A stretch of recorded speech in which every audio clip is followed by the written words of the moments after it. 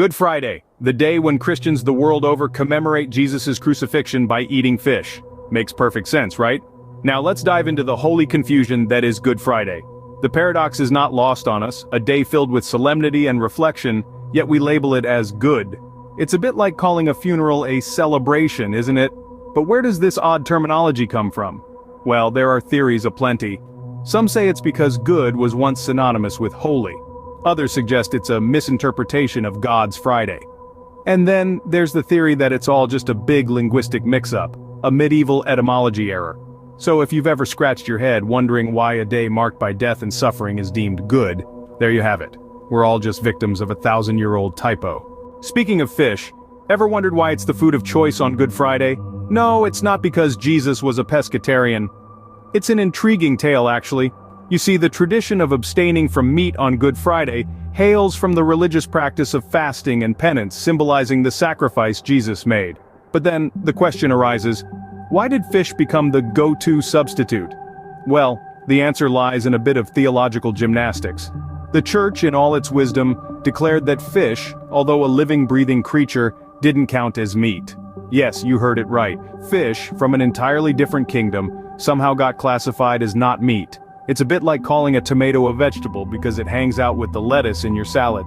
The reasoning behind this is a bit murky, but it's believed that fish were seen as a less luxurious food, aligning with the spirit of penance and sacrifice.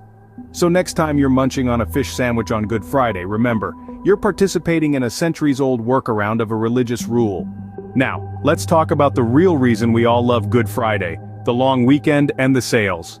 Yes, it's that time when a religious holiday gets a capitalist makeover. Good Friday, the solemn day commemorating Jesus' crucifixion, has been transformed into a shopping extravaganza. The Easter weekend has become a retail goldmine. It's the time when stores roll out their best deals and we, the faithful consumers, flock to them like pilgrims to a holy shrine. We're not just talking about chocolate bunnies and marshmallow chicks here. Everything from electronics to clothing bear the mark of Easter discounts. And isn't it just a tad ironic? We're commemorating the resurrection of Jesus with consumerism. The Savior rose, so let's celebrate with a new flat screen. And those chocolate bunnies? They're like sweet, fluffy symbols of our collective commercial indulgence. So, when you're elbowing someone out of the way for that last discounted Easter egg, just remember, this is what Jesus died for. And speaking of Easter bunnies, ever wondered what a rabbit laying eggs has to do with the resurrection of Jesus? Let's hop into the rabbit hole of history for a moment, shall we?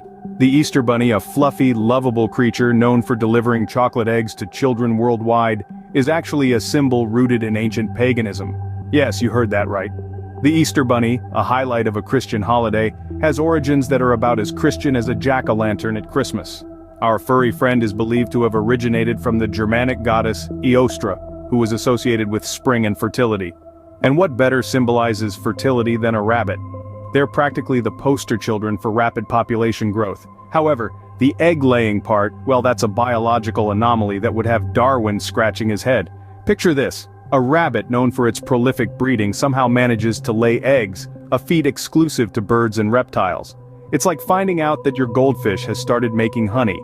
It's certainly a paradox that would baffle the most learned of scientists, but somehow this bizarre combination of symbols found its way into Christian tradition. The theory is that as Christianity spread, it absorbed some pagan traditions to make the transition easier for converts. It's a bit like adding a spoonful of sugar to help the medicine go down, except in this case the sugar is a rabbit that lays eggs, and the medicine is a new religion.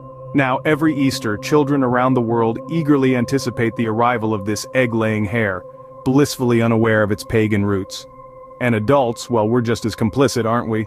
We buy chocolate bunnies and egg-shaped candies, all the while knowing full well that rabbits don't lay eggs, and that the connection to the resurrection of Jesus is tenuous at best. So next time you're biting into a chocolate bunny, remember, you're celebrating Jesus' resurrection with a pagan symbol of fertility. Makes perfect sense. Ever tried to plan ahead for Good Friday? Good luck with that. Now you might think marking a holiday on your calendar would be a straightforward affair, but Good Friday likes to play hard to get. It's the elusive chameleon of holidays, changing its date every year. And why is that, you ask? Well, it's all because of the moon and the spring equinox. You see, Good Friday isn't like your regular holidays, fixed on a specific date. Oh no, it's far too special for that.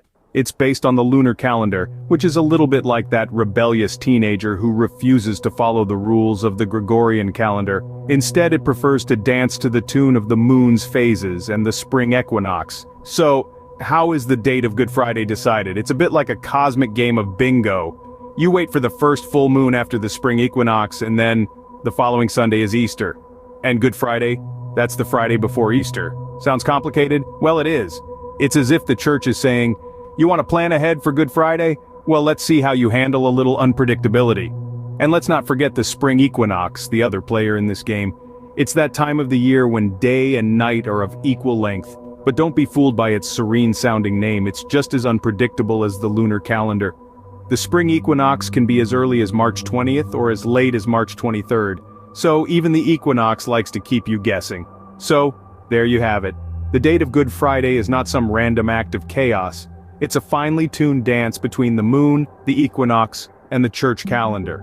A dance that leaves us mere mortals scrambling to keep up. So, if you're frustrated about not being able to plan your Good Friday activities in advance, don't blame us, blame the moon. And finally, let's talk about the real star of Good Friday, the hot cross buns.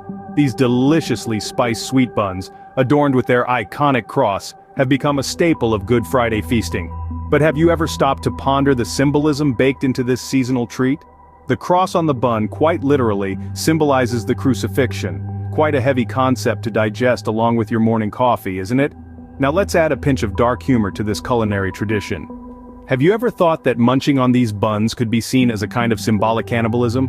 Yes, you heard it right. As you bite into the spiced dough, you're symbolically partaking in the body of Jesus. A rather grim thought to pair with your butter and jam, don't you think? So next time you're enjoying a hot cross bun on Good Friday, remember, you're literally eating a symbol of Jesus' death. Bon appetit!